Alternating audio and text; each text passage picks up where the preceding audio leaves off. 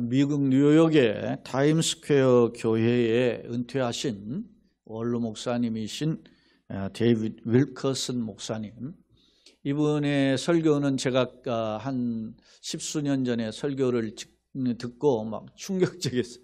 굉장히 파워풀한 설교를 하시는 분인데, 이분의 책들이 한국에 몇 권 번역이 되었고 제가 이분의 책을 한 3권 가지고 있어요. 그런데 이 중에 지금 포기하고 싶은가라고 하는 책이 있는데, 이 책의 내용 중에 이런 내용이 있습니다. 많은 현대 교인들은 신앙생활 중에 고생스러운 전투를 하고 있다라고 소개합니다. 그러면서 이런 고생스러운 전투를 하다가 보면 때때로 지치기도 한다라고 합니다. 예를 들면 성도들이 매일 성경을 읽고 문제를 가지고 눈물로 기도도 하고, 그리고 하나님 뜻대로 살고자 선행을 행하면서 최선을 다하지만, 그러나 자기가 이렇게 최선을 다한 대로 결과를 얻지 못하면 때로는 공허함, 허탈감, 그리고 심지어는 좌절감에 빠진다, 그렇게 지적합니다. 그런데 문제는 바로 이러한 상황이 있을 때에 사탄이 찾아온다는 것입니다. 그리고 찾아와서 우리에게 귓속말로 속삭이는데요. 뭐라고 속삭이냐면, 야, 하나님을 믿으면 뭐해? 야, 그동안 그렇게 열심히 했는데 얻은 없잖아. 남들 봐라, 그냥 마음대로 편하게 사는데 너 왜 이렇게 힘들고 고생하니? 라고 속삭이면서 이제는 그만둬라, 이젠 적당히 해, 그리고 그냥 흉내 내면 되지, 뭐 그렇게 피곤하게 신앙생활해, 하면서 우리의 낙심과 공허함, 절망감 속에 그 마음을 흔들어대기 시작한다고 하는 것입니다. 때문에 이 데이비드 윌커슨 목사는 이러한 우리를 흔들어대는 포기하고 싶은 상황에서도 우리의 믿음의 주요, 우리를 온전케 하시는 예수를 바라보고 일어서야 됨을 역설적으로 교훈하고 있습니다. 사랑하는 성도 여러분, 그렇다면 나의 삶의 경우는 어떻습니까? 여러분의 경우는 어떠냐고 묻고 싶습니다. 혹시 여러분은 이 세상 나그네 인생을 살면서 여러 가지 도전과 장애물 때문에 그 고단함에도 불구하고 늘 감사하고 계십니까? 아니면 아무것도 아닌 그런 현실, 아니면 돌아보면 별것도 아니에요. 여러분, 군대에 갔다 오는 친구들이 군에 다녀오면서 뭐라고 해요? 군대를 향해서는 소변도 안 봐요. 그러면서 군대에서 고참들이 하는 말이에요. 신병이 들어오면 뭐라고 하냐면 그래요. 이해하고 들으세요. 야, 내가 너 같으면 자살한다, 자살해. 이래요. 힘들다는 거지. 그런데 돌이켜 제대로 하면 뭐 다 누구나 가는 거 뭐 그렇게 생각하죠. 별것도 아니다, 이렇게 생각하죠. 왜 그렇습니까? 고난의 터널을 통과한 뒤면 뭐 그럴 수도 있다라는 생각을 하게 되는 것이 우리의 성숙한 마음 자세인 것입니다. 그런데 많은 사람들이 이런 고비를 다 넘기는 것은 아닙니다. 제가도 이야기했죠. 벌써 딱 1년이 되었습니다. 우리 교회에서 장로로 피택된 집사님이 임직을 할 때 임직 전주간에 제가 임직을 못하겠습니다. 거부했던 분인데, 그러고 분이 작년에는 딱 목사님 방학을 하겠습니다. 그래. 야, 신앙의 방학이 어디 있느냐. 몇 달간만 방학한다더니 1년 됐잖아요. 사랑하는 여러분, 영적인 전쟁은 타협하고 쉬고 싶고 편하고 싶은 길을 찾으면 한이 없어요. 한국 교회가 지금 코로나를 겪으면서 국가나 사회 속에서 수많은 비난을 받게 되었어요. 뭐 때문에? 전염병을 옮기는. 그래서 차선책으로 내놓은 것이 영상예배였어요. 우리도 영상예배를 여전히 하지만 영상을 핑계로 교회 안 나오는 사람들이 부지기 있습니다. 아니, 지금 공적인 예배를 아예 중간한 교회들이 많이 있어요. 주일날 예배도 한 번만 딱 드려요. 미국 교회 돼버린 거야. 한국은 한국의 스타일이 있는데 그것이 나쁜 건 아니잖아요. 히브리서 10장에 보면 모이기를 패하는 그 어떤 자들과 함께 하지 말아라 그랬어요. 모이는 것이 힘쓰라 그랬지. 여러분 그 당시에는 모이면 잡혀서 죽는 시대예요. 그러면 목숨 걸고 예수를 믿었다는 겁니다. 그럼 우리가 어떻게 예수를 믿어야 되는가? 주변에 보면 꼭 뭐 넓은 교회만 다니는 거 아니잖아요. 큰 교회도 있고 유명한 교회도 있고 여러분들이 부러워하는 교회도 있습니다. 그들을 만나면 교회의 현황들을 듣게 돼. 야, 그 교회 보면 야 가고 싶다. 야 저런 교회 다니고 싶다. 그런 교회들이 있지요. 그런데 그게 진정한 하나님의 기뻐하시는 예배의 모델인가 교회의 모델인가는 돌이켜 봐야 되는 거예요. 오늘 많은 사람들이 적당히 타협하는 흉내내는 상황 속에 있는데 우리가 그러면 어떻게 해야 하나님이 예배하신 하늘 보좌를 체험할 수 있는가? 오늘 시편 46편 우리가 함께 읽었는데요. 이 시편 46편은 역경 중에도 흔들리지 않는 비결을 제시하고 있습니다. 46편은 흔히 찬송시로 분류됩니다. 어떤 시편의 150편 중에 어떤 시는 회개의 시, 어떤 시는 찬송시, 어떤 시는 감사의 시, 어떤 시는 결단의 시 이런 시로 분류를 하는데 46편은 찬송시예요.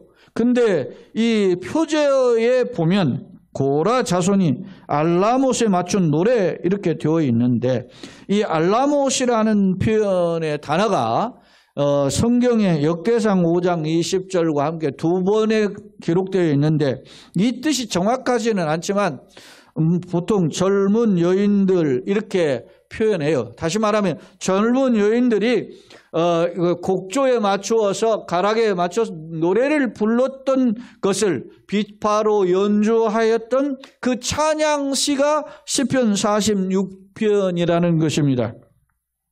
때문에 영국의 설교의 아버지로 불리어지는 찰스 스펄전 목사님은 이 시편 46편을 가리켜서 거룩한 신뢰의 노래 이렇게 제목을 붙였어요.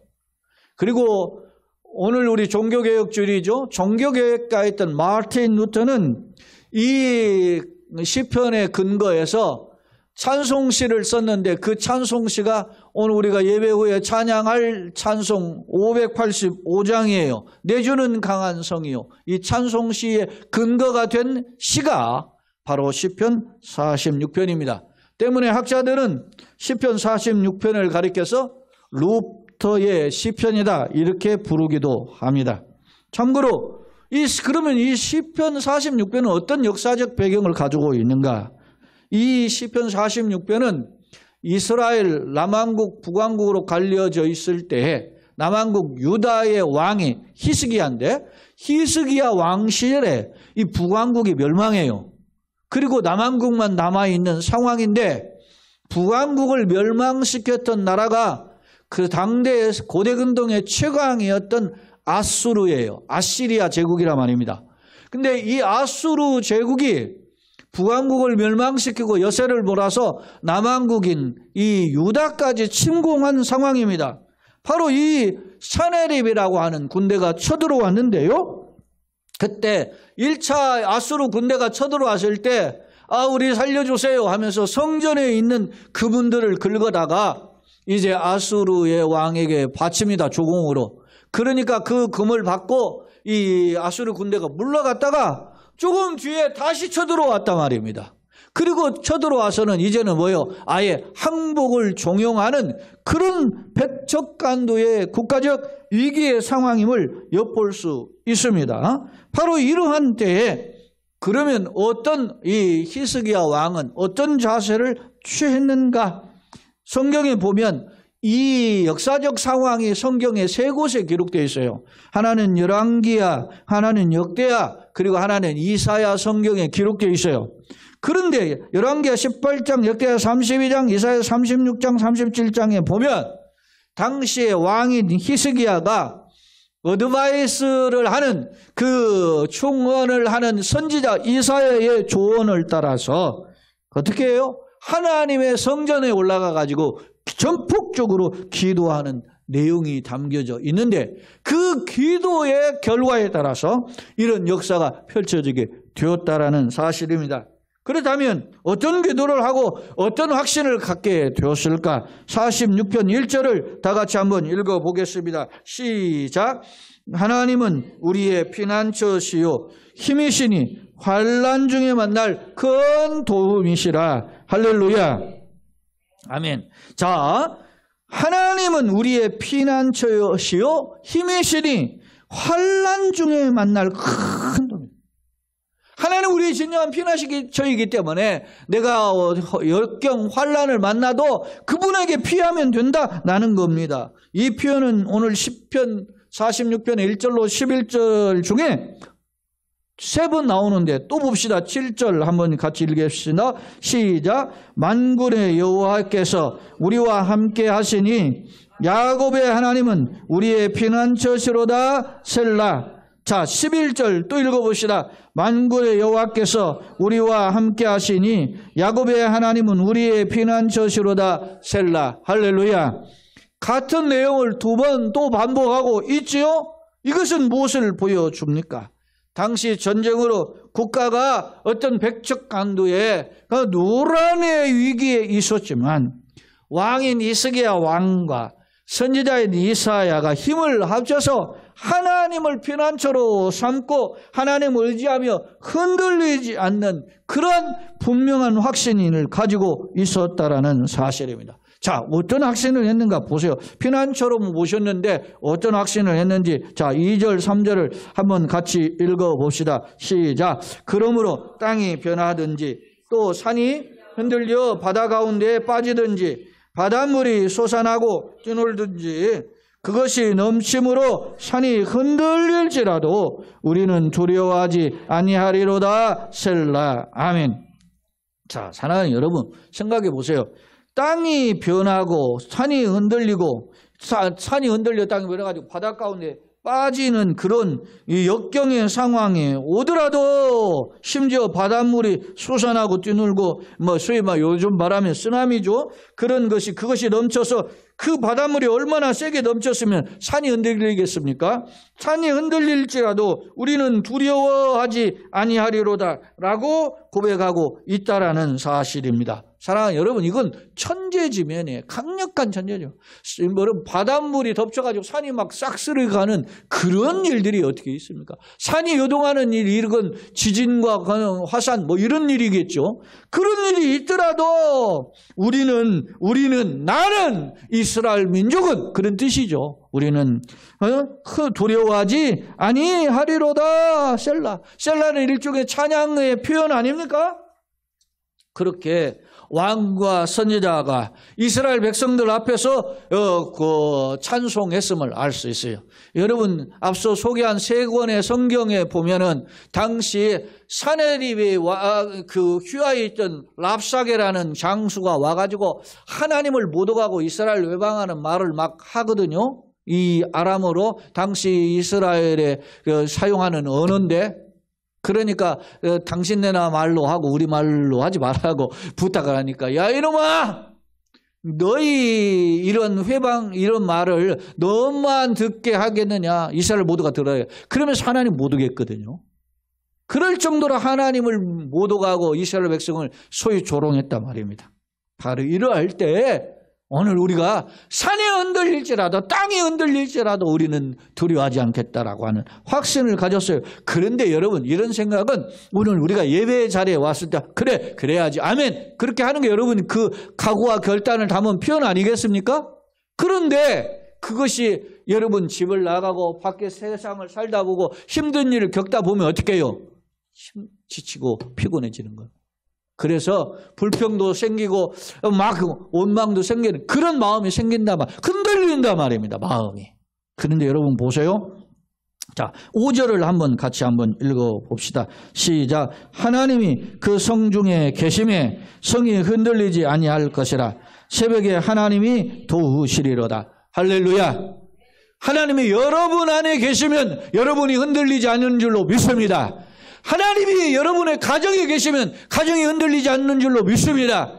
하나님이 나의 걸음과 나의 인생길과 우리 교회와 나라 민족과 함께 하시면 하나님의 평강을 누리게 될 줄로 믿습니다. 그런데 이 시편 기자의 고백을 보세요. 뭐라고 했어요? 하나님의 성중에 계시면 우리가 흔들리지 않는데 어떻게? 새벽에 하나님의 도시리로다. 새벽은 하루의 시작 아닙니까? 하루를 시작하면서 누구와 함께 시작합니까? 하나님과 시작했다. 사랑하는 여러분, 많은 사람들이 새벽에 부지런한 사람들이 대체적으로 마인드도 좋고 어떻게 해요? 활동도 건강해요. 예? 여러분, 세상을 힘들고 아무런 소망이 없는 사람들은요, 물론 다 그런 건 아니지. 무슨 삶의 패턴이 있으니까. 근데 일종의 말이에요. 루즈한 거야. 낮 시간 노래까지 자고 겨우 일어났어. 중국 고사에 중국의 최고의 미인 중에 하나가 서씨라는 여인이잖아요. 그래서 서씨가 얼마나 하면 저렇게 미인일까 하고 그 사람을 흉내내는 일을 했다고 하지 않습니까? 그러니 어느 날 서씨가 어떻게 행동하는 거 일과를 딱 봤더니 이제 가서 구경을 하는 거예요. 담벼락 넘어서 보니까 서씨가 일어났는데 늦잠을 자다 일어났는데 사람들이 이렇게 짜증이 나니까 얼굴을 탁 찡그린 거예요. 예? 그러니까 동네 사람들 저렇게 미인인 줄 알구나. 그래서 모든 사람이 얼굴을 찡그리고 다녔다는 거야. 착각이죠. 잘못된 방향성을 가지고 사는 사람들이 많지만 오늘 우리는 과거나 지금이나 새벽에 하나님의 일과를 시작하기 전에 하나님을 바라보면서 하나님 오늘 하루도 나를 도와주시옵소서. 그런 고백이 필요해요.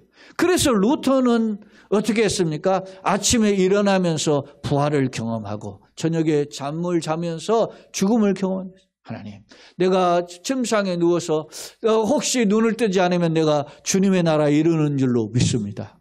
아침에 눈을 떴어요. 그런데 눈을 떴어요. 하나님, 오늘 또 하루를 힘있게 살 수 있도록 기회를 주시니 감사합니다. 할렐루야.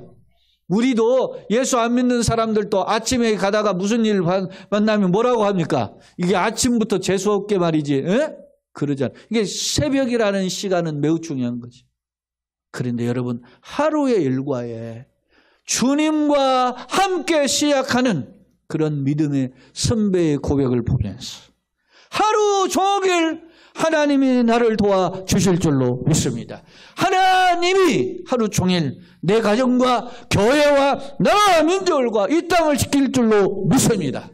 이런 고백으로 시작했다는 거예요. 사랑하는 여러분, 독일이 나치로서 가득해서 역경의 상황 속에 펼쳐질 때 많은 교회들이 독일의 교회들이 말이지 히틀러에게 짜움을 한 거예요. 아부하면서 거기에서 빌붙어서 복받게 하소서. 제가 예전에도 이야기했잖아요. 군사 독재를 할 때 한국에 내놓으라는 목사들이 모여가지고 목사 장로가 모인 게 조찬기도회 아니에요? 거기서 전두환이 만수무강하게 하여 주옵소서. 내놓으라는 목사들이 한국에 그 미친 짓이지. 정신 차리라고 해야지. 에? 당신 똑바로 정치하고 하나님 앞에서 바른 길을 하라고. 여러분, 권력은 서비스를 하기 위해 나한테 맡겨준 거야, 일시적으로. 우리나라는 5년, 미국은 4년 2번 하는 기회를 준 것뿐이지. 근데 그걸 가지고 막 칼을 휘둘러? 그건 모자란 놈이야. 에? 누가 그 사람이 무슨 서울대에 뭘 나왔더라도 그렇지 못한 생각을 가지면 그건 모자란 놈이라는 거예요. 그걸 우리가 국민들이 정신을 차리고 내가 오른편 왼편으로 갈라질 게 아니라 기독교인들이 정신을 차리고 하나님 나는 어떻게 할 것인가를 이야기해요. 어제도 제가 공무원인 조카가 왔어요. 저희 형님 둘째가 왔는데 이태원에 파견근무 나왔다더라고. 세종시에서 종합청사에 근무하는데 거기까지 온 거야. 이태원에 무슨 일이 있을까? 공무원이. 쉬지도 못하고. 그래서 금요일 날 내내 있다가 파견하고 이제 내려간다더라고. 네? 지난 1년 전에 난리가 났었잖아요. 그러니까. 근데 여러분 보세요. 서비스인 거야. 목사도 서비스고 여러분들도 서비스예요. 하나님 나에게 잠시 맡겨준 이 직을 하나님의 말씀을 하나님의 복음을 위해 사용하다가 떠나겠습니다. 할렐루야. 그런 자세가 필요한 거죠. 에? 그러니까 우리는 작은 교회지 큰 교회나 큰 기업이나 이런 사람들은 더 많이 맡겨준 거지. 그러니까 더 많이 어떻게 해요? 거들먹거리지 말고 겸손히 섬김을 다해야 되는 거예요. 그런 성경을 모르는데 그런 생각을 하겠습니까? 성경을 모르는데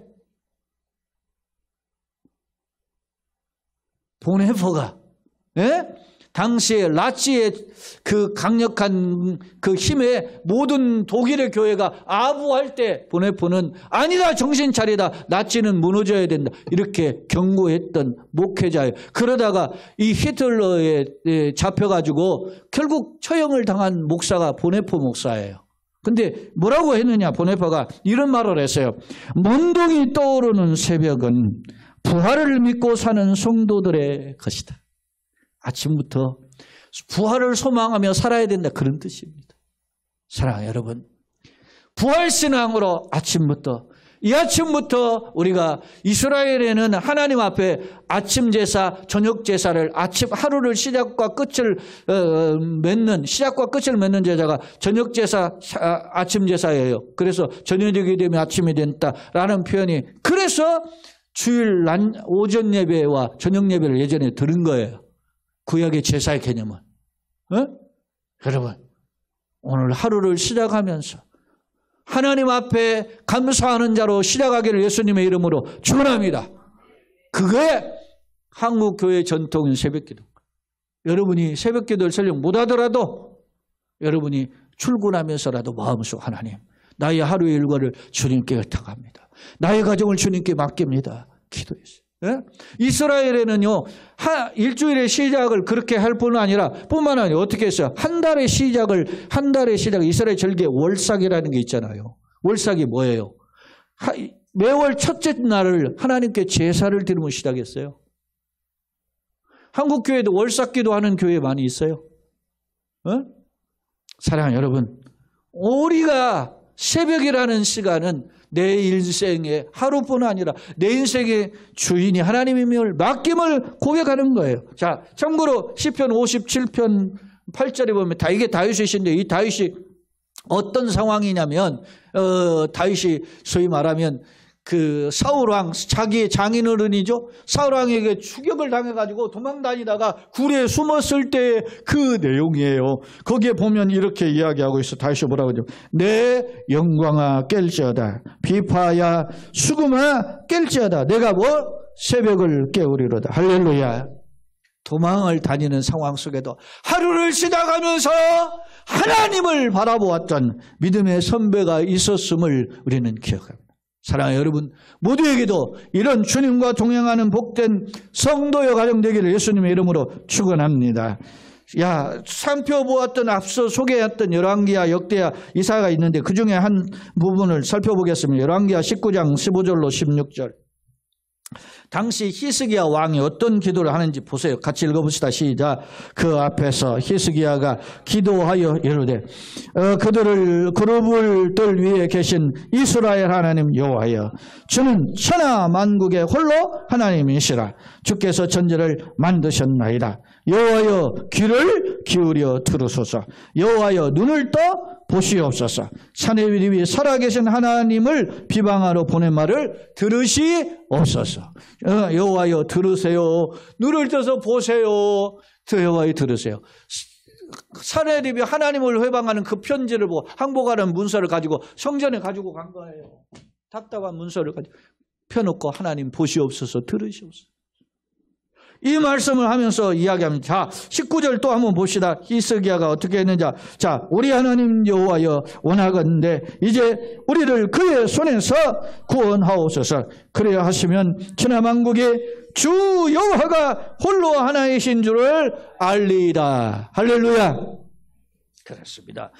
히스기야는 하나님의 한 분밖에 없는 살아계신 생사화복의 주인이심을 세나가 알게 하여 달라고 기도하고 있어. 자, 오늘 이런 기도에 하나님 어떤 응답을 하셨는지 그 응답의 내용이 오늘 시편 46편에 있어요. 자, 6절로 9절의 말씀인데 한번 읽어봅시다. 시작. 문나라가 떠들며 왕국이 흔들렸더니 그가 소리를 내심에 땅이 녹았도다. 만군의 여호와께서 우리와 함께 하시니 야곱의 하나님은 우리의 피난처시로다. 셀라.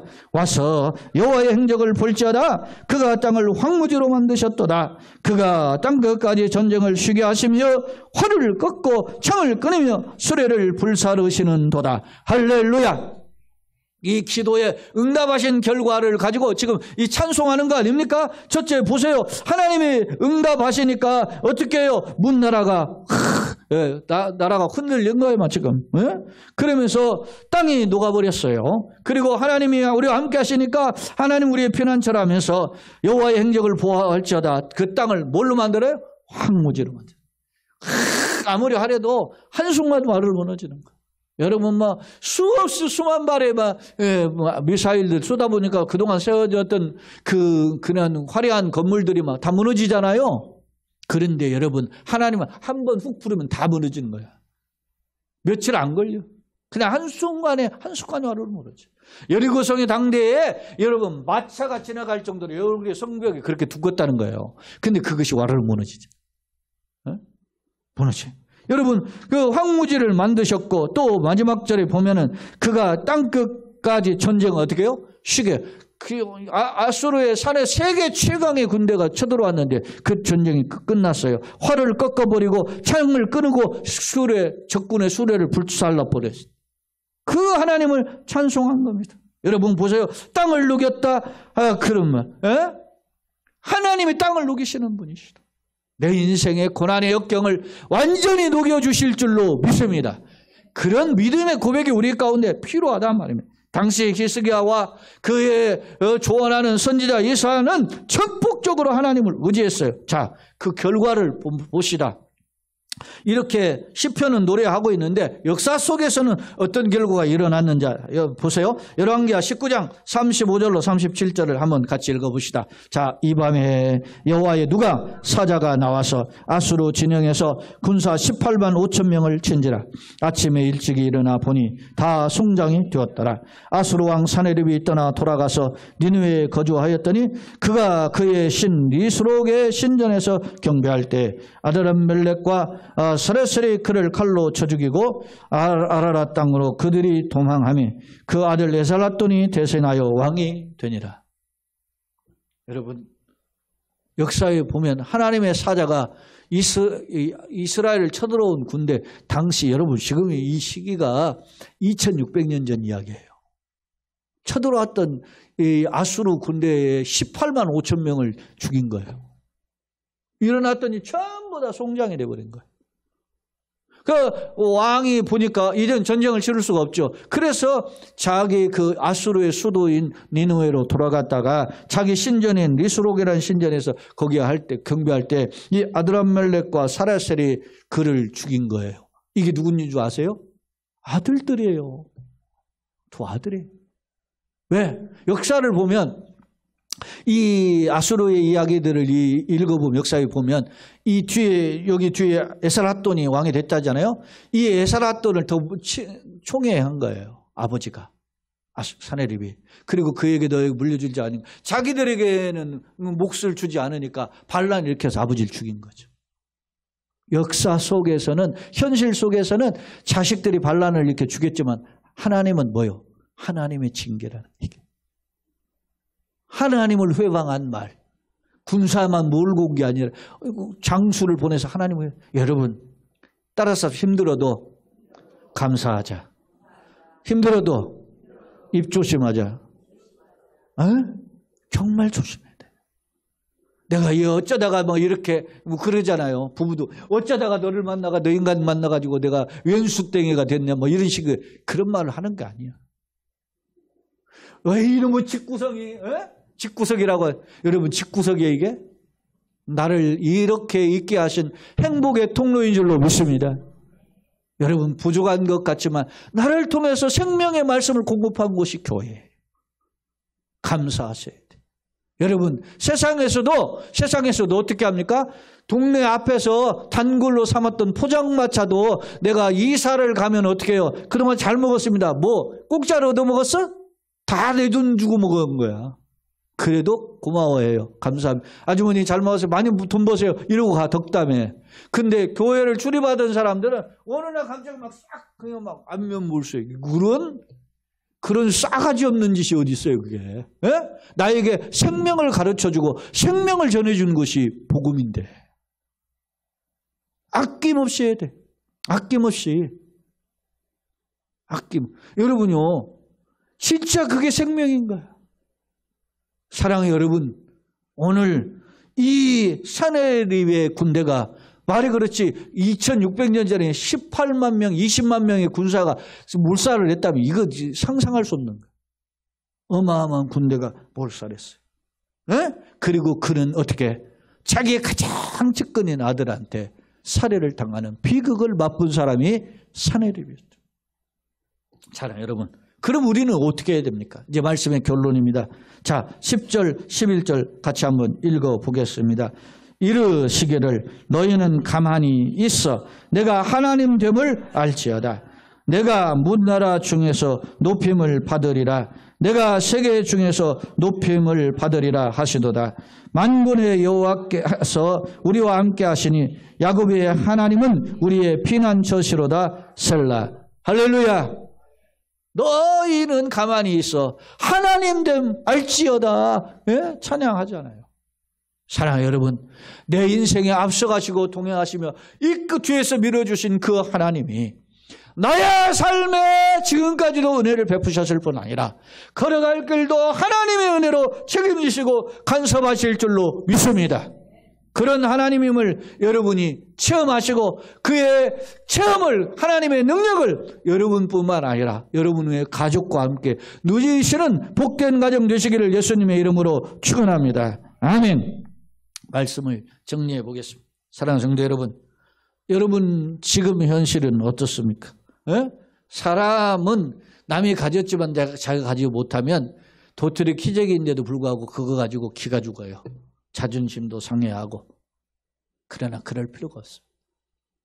세상 것을 껍질에 연연할 필요가 없는 거죠. 어린아이들이 특히 그렇죠. 핸드폰 누구는 가졌는데 못 가지면 그렇죠. 메이커의 신발이나 옷을 입거나 신지 않으면 창피하게 생각하죠. 그리고 부끄러워합니다. 나의 집이 남들 집보다 조금 뭐 이렇게 잘 꾸며있지 않으면 창피하게 생각합니다. 아파트 평수 따집니다. 차가 얼마나 큰 차인지를 가지고 따지는 시대입니다.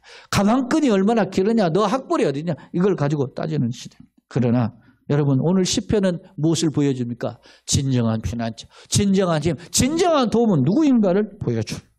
여러분 소개했던 오스왈드 챔버스의 주님은 나의 최고복이라는 책에는 우리는 옳은 짐인 내 인생을 살다 보면 짐들이 있다는 거예요. 근데 그 짐이 무겁잖아요. 짐을 그래서 분별을 해야 된다는 거예요. 이 오스왈드 챔버스가 하는 말은. 그 짐에는 때로는 그게 옳은 짐, 건강한 짐, 나를 위한 축복의 짐이 있고 어떤 짐은 그렇지 않는 짐이 있다라는 거예요. 그런데 우리는 무조건 다 싫어한다는 거죠. 이게 나에게 축복의 통로가 되는데 여러분 육신이 건강이 연약하면 그것 때문에 더 겸손해지고 하나님을 의지하고 기도하게 돼요. 할렐루야. 전에는 한 번 기도했지만 그것 때문에 두 번, 세 번 기도하면 병이 나에게 주는 축복의 통로입니다. 믿습니까? 그런데 여러분 내가 병이 시원찮으면 기도 안 해요. 왜? 잘 치료돼. 유구슬이 뛰어나니까 그걸 믿는 거야. 그것을 하나님은 기뻐하지 않는단 말이에요. 작은 거지만 기도해야 돼. 작은 거지만 감사하면서 엎드려야 돼.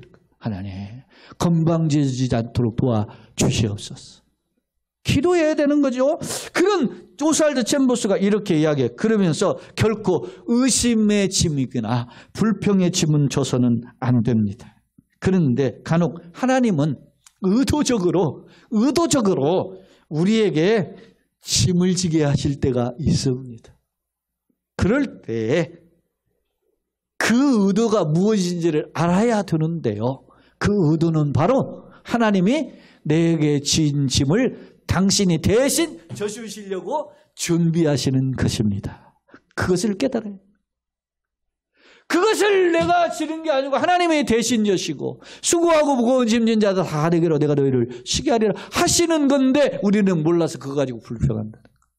그래서 팔자 타령도 하고 가족 부모 형제 자식 탓도 하고 돈 탓도 하고 그렇게 한다. 사랑하는 여러분, 주님이 나의 진정한 힘이 되시기를 예수님의 이름으로 축원합니다. 제가 늘 소개하고 사랑했던 그 토저 하늘 보아라는 책에서도 보면 하나님 우리에게 세상 속에서 수많은 보아를 주시는 그 최고의 보아는 바로 예수님입니다 라고 소개합니다. 여러분, 예수님을 모시면 내 안에 예수님이 계시면 진정한 길이요 진리요 생명과 능력을 덧입게 됩니다. 오늘 많은 사람들이 동분사주하죠. 잘 먹고 잘 살아보고 남보다 박수 받고 싶어서 그런데 그런 삶에 우리에게 주시는 메시지가 오늘 말씀입니다. 자, 시편 105편 4절 한번 읽겠습니다. 거기에 보면 다윗 시편 기자가 누군가 소개 않지만 이 학자들 다 다윗으로 보는데 한번 읽어보시죠. 시작.